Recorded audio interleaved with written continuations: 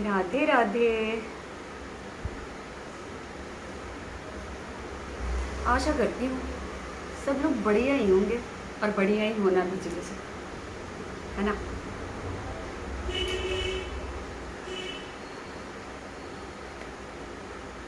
मैं कह के तो जाती हूँ मैं कल पुनः वापस आऊँगी, लेकिन आ ही नहीं पाती हूँ क्योंकि पता है मार्च चल रहा है। तो मैं अपने काम के सिलसिले में पुणे चली गई थी।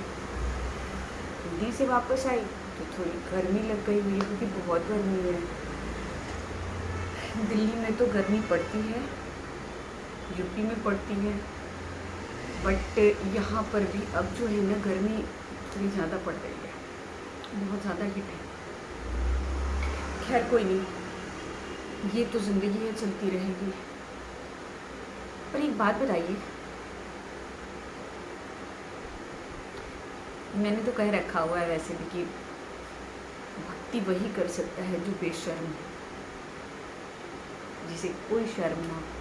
तो मैं बार बार आती हूँ और बार बार आप लोगों को बोलती हूँ कि एक प्रश्न देकर जा रही हूँ, उसका जवाब दे दीजिएगा, पर कभी किसी ने जवाब दिया ही नहीं। जवाब देने की तो बात ही छोड़ दो, मुझसे ही किसी ने प्रश्न नहीं पूछा कि अच्छा तुम ये कह रहे हो तो तुम ही बता दो अगर तुम्हें पता है तो, पर किसी ने दिया ही नहीं मुझे जवाब। कोई बात नहीं, मैं ऐसे कोई कथावाचक तो हूँ नहीं। अनिरुद्धाचार्य हो गए, जया किशोरी हो गई, देवकी नंदन जी हो गए, इंद्रेश जी हो गए, चित्रलेखा जी हो गई। कथा उस स्टेज पर बैठकर केवल पब्लिक को सुना देने भर ही कथा नहीं होती है। पहले भी मैंने कहा है, 18,000 श्लोक, 335 अध्याय, ये कोई छोटी सी बात नहीं है।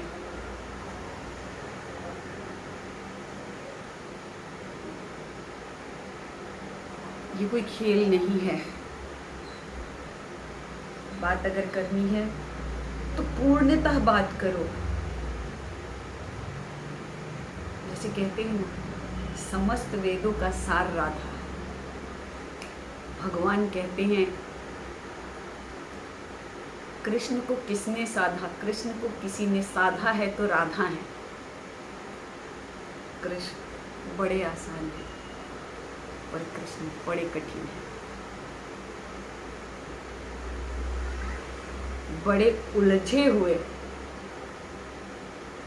लेकिन बड़े सुलझे हुए भगवान।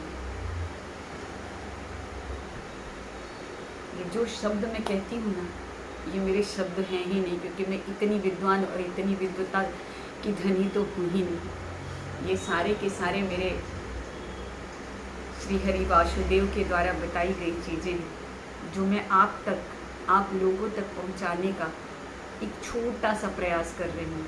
और मैं तभी आप तक आज की डेट में पहुँच पाती हूँ और या आती हूँ ऐसे, जब बिहारी मुझे खुद कहते हैं कि आज तुझे वीडियो बनानी है और आज तुझे भेजना है।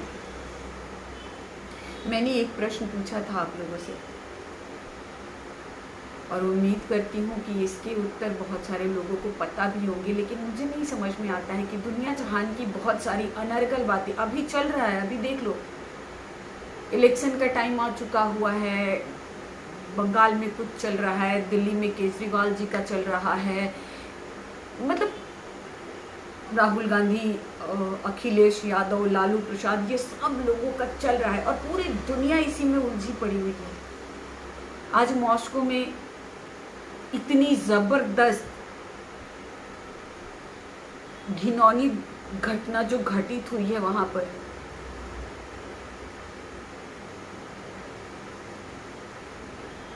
उसके प्रति शोक संवेदना या उसमें जो लोग मारे गए हैं उनके लिए किसी के हृदय में कुछ भाव आए होंगे? नहीं आए होंगे,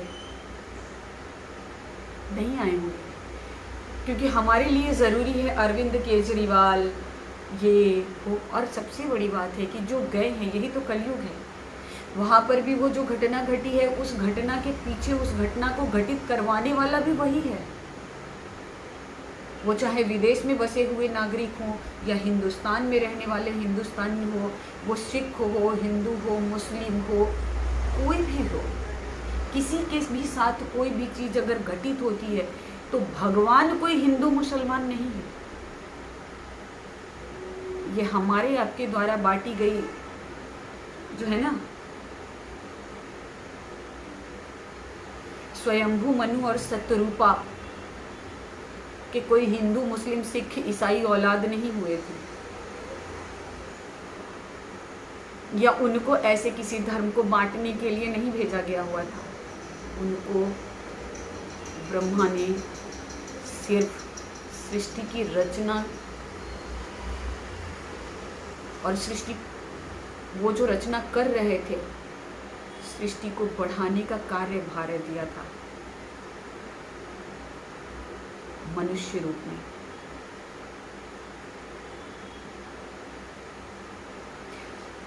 दक्ष जितने दक्ष लोग दक्ष की प्रथाओं को या दक्ष के संस्कारों को या दक्ष के द्वारा दिखाई गई चीज़ों को, लेकिन मैंने अब तक जितना भगवान से सुना और जितना जाना, दक्ष जो थे वो स्वयं नारायण के भक्त थे, लेकिन नारायण ने कभी उन्हें सपोर्ट नहीं किया है।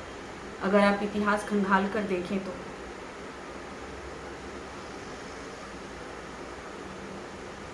क्योंकि दक्ष ब्रह्मा के जिस सर को, उनके जिस शीश को महादेव ने, पांचवा शीश जो ब्रह्मा का था वो अहंकार था, और उस शीश की उत्पत्ति के साथ ही ब्रह्मा के अंदर इतनी अहंकार की उत्पत्ति हो गई, अहंकार की पराकाष्ठा हो गई,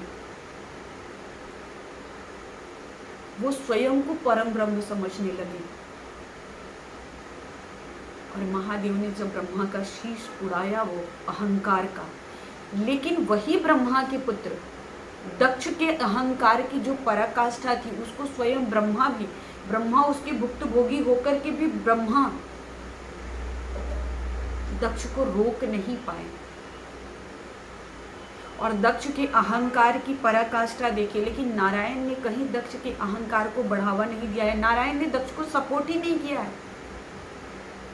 दक्ष ने नारायण को मानने की परंपरा चलाई, नारायण को पूजने की परंपरा चलाई, नारायण भक्त थे दक्ष।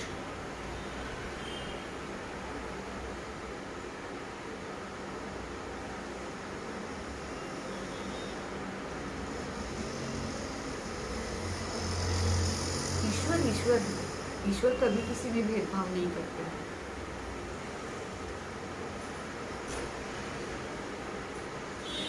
दक्ष ने नियम बनाए। शत्रुपा, मैं वही चीज कहती हूँ, मैं गलत में किसी का समर्थन नहीं दे सकती। मैं वहाँ से हट जाना, वहाँ से अपने आप को किनारे कर लेना मेरी अपनी सोच है। और सबसे बड़ी बात होती है कि जब ईश्वर आपको बोध चैतन्य करा देते हैं तो सही और गलत का भेद पहचानना आपका प्रथम कर्तव्य हो जाता है। अगर आपको आपकी जिंदगी का इस मनुष्य तन का लक्ष्य अगर आपको मिल गया हुआ है ईश्वर रूप में, आप उस दौड़ के लिए निकल चुके हुए हैं,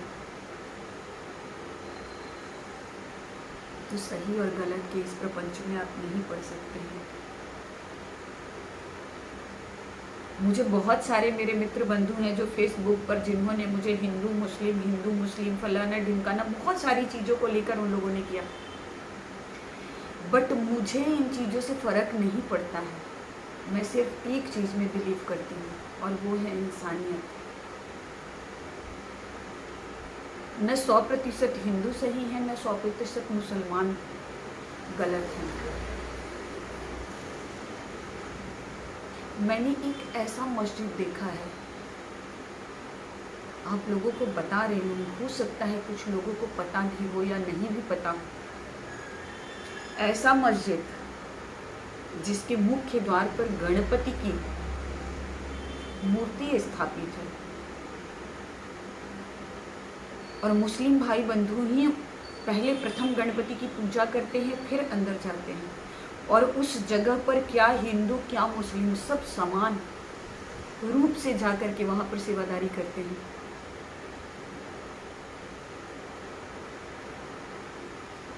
ये दुनिया खाली नहीं पड़ी हुई है, ऐसे लोग भी हैं जो ईश्वर की बनाई इस दुनिया में इंसानियत को, मनुष्यता को प्रथम प्राथमिकता देकर चलते हैं, और तभी तो दुनिया चल रही है ना। अगर वो थोड़ी सी बची हुई अच्छाई ख़त्म हो जाए तो कल की इतनी जल्दी नहीं आ जाएंगे। वो 4,32,000 का वक्त इतनी जल्दी नहीं शुरू हो जाएगा।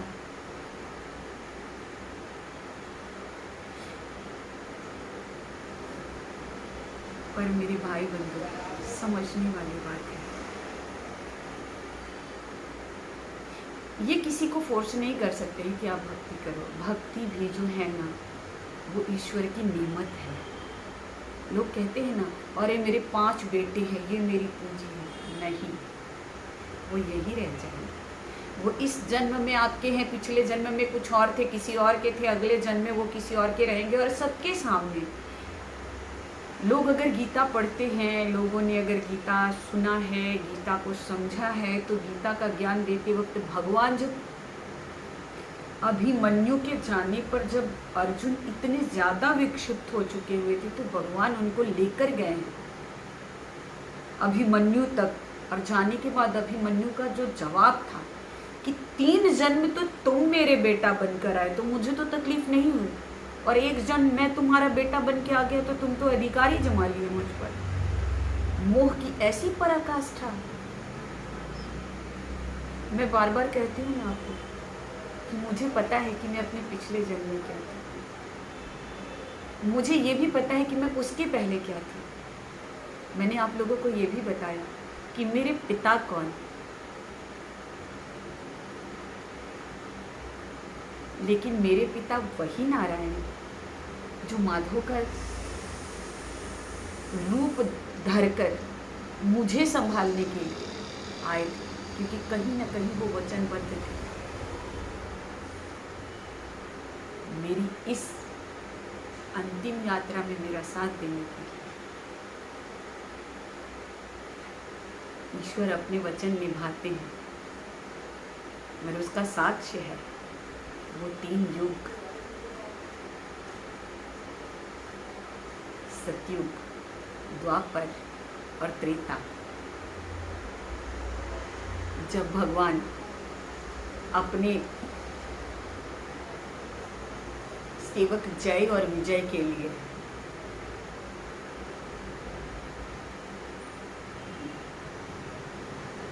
उनको सनकादि मुनियों के श्राप से मुक्ति दिलाने के लिए स्वयं 3 बार अवतार लेकर के आए हैं। उन्हें उस योनि से मुक्ति दिलाने के लिए प्रथम वराह अवतार, हिरण्याक्ष की मुक्ति,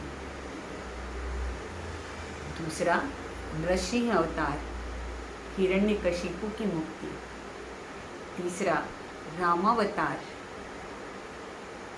रावण और कुंभकर्ण की मुक्ति, चौथा श्री कृष्ण अवतार,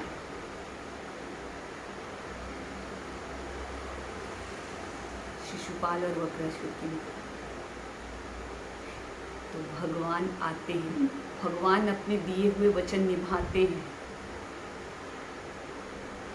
हमने वो शिद्दत होनी चाहिए, हमने वो झील होनी चाहिए, हमने वो चाहत होनी चाहिए, हमारी भक्ति में वो बल होना चाहिए कि मेरे ईश्वर को बाध्य हो जाना पड़े मुझ तक आने के लिए। मैं भी तो आप ही लोगों में से हूँ ना।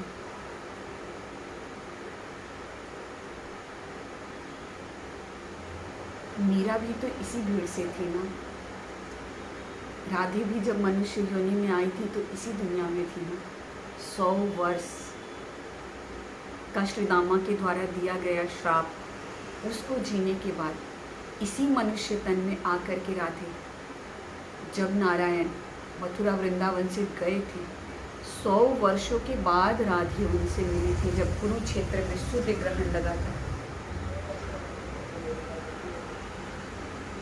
कुरुक्षेत्र में स्नान के लिए लोग आए थे, उस कुंभ स्नान के लिए जब सूर्य ग्रहण लगा था।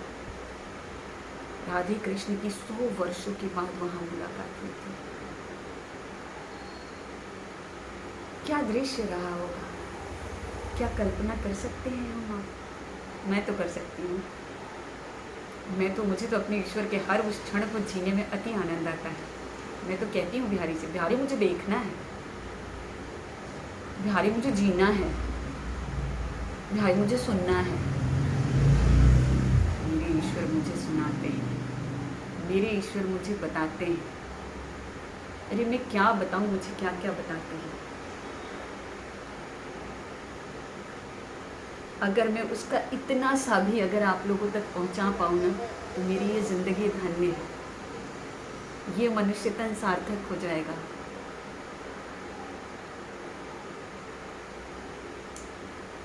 पर मैं अपनी बातें रख सकती हूँ, अपने अनुभव रख सकती हूँ आप तक, पर उस अनुभव की अनुभूति को महसूस करना ये आप लोगों पे डिपेंड करता है, आपके ऊपर निर्भर करता है। कभी सोच कर तो देखिए यार, ये ऐसी पागल सी लड़की अगर ये भगवान को ऐसे जी सकती है, तो क्या हम प्रयास नहीं कर सकते हैं?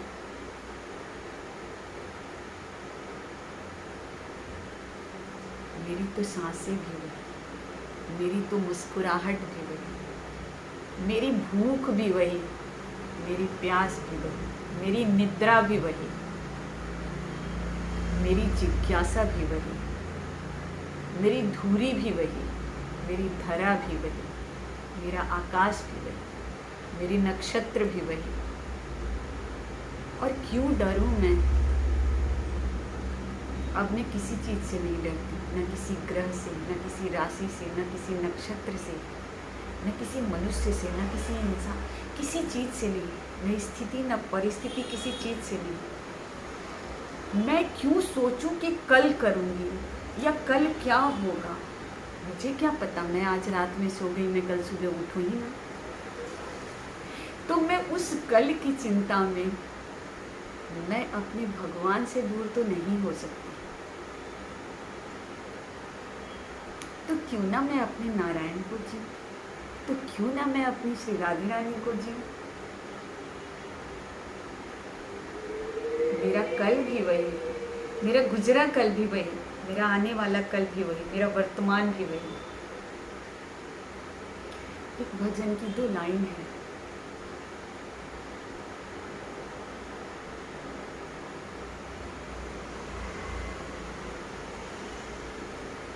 तुम हमारे हो प्रभु जी। वैसे इस भजन की लाइन की शुरुआत जो है, तो पहले मैं आपको वो बता देती हूँ। हम तुम्हारे थे प्रभु जी, हम तुम्हारे हैं, हम तुम्हारे ही रहेंगे, ओ मेरे प्रियतम। ये तो हमने अपने लिए कहा, लेकिन इससे भी ऊपर,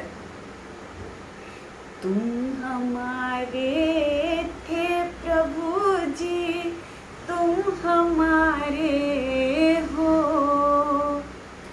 तुम हमारे ही रहोगे, ओ मेरे प्रियतम। क्योंकि वो मेरे हैं, ये मानना ज़रूरी है। हम तुम्हारे हैं ये तो पता है, लेकिन तुम मेरे हो और पूरे अधिकार से मेरे हो। मेरे हो मतलब मेरे हो। मैं तो यही कहती हूँ, मुझे नहीं पता बिहारी, मेरे हो मतलब मेरे हो, पूरी सृष्टि के हो फिर भी मेरे हो, और मेरे वाले मेरे ही हो। मैं अपने बिहारी को किसी से नहीं बांट सकती, क्योंकि हर किसी के अपने बिहारी होते हैं।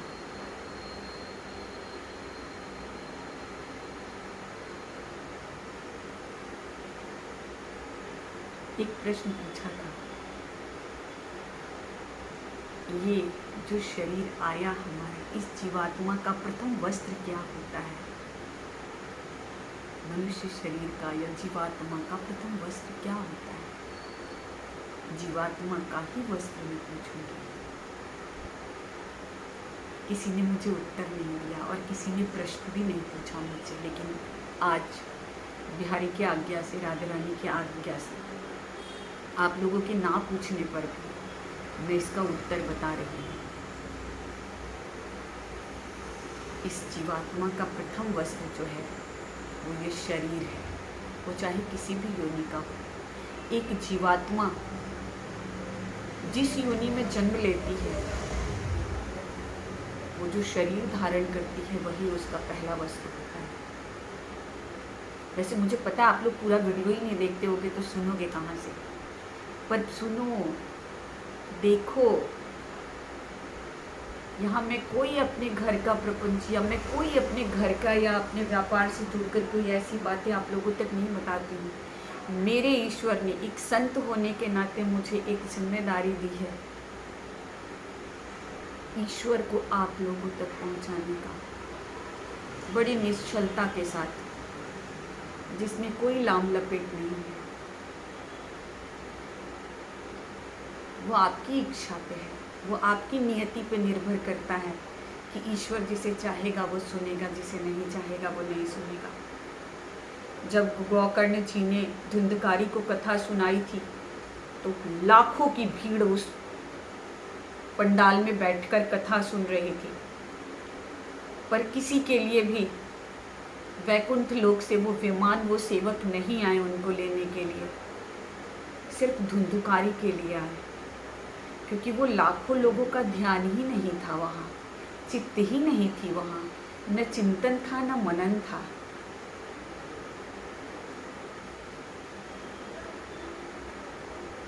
तो कोई तो ऐसा ज़रूर होगा जो मेरे हर वीडियो को सुनता होगा और ईश्वर के द्वारा स्वयं से मेरे मुख पर विराजमान होकर राधे रानी के द्वारा कहे गए इन शब्दों को कोई न कोई तो सुनता ही होगा। तो चलिए, इसी उम्मीद के साथ कल पुनः मिलूंगी कि शायद आप लोग ज़रूर इसे सुनेंगे, ज़रूर देखेंगे, और अगर हो सके तो लाइक करिए, यूट्यूब चैनल को सब्सक्राइब करिए, अपने लोगों को भी फॉरवर्ड करिए। ये हरी चर्चा है, मेरा प्रचार प्रसार नहीं करेंगे आप। अगर आप इसको फॉरवर्ड करेंगे तो मेरे नारायण और मेरी राधे रानी का प्रचार प्रसार करेंगे, मेरे ईश्वर, मेरे आराध्य का प्रचार प्रसार करेंगे, उसके भागीदार बनेंगे। तो कल पुनः मिलते हैं, तब तक के लिए राधे राधे राधे राधे राधे राधे। हर हर महादेव शंभो। जय जय श्री राम।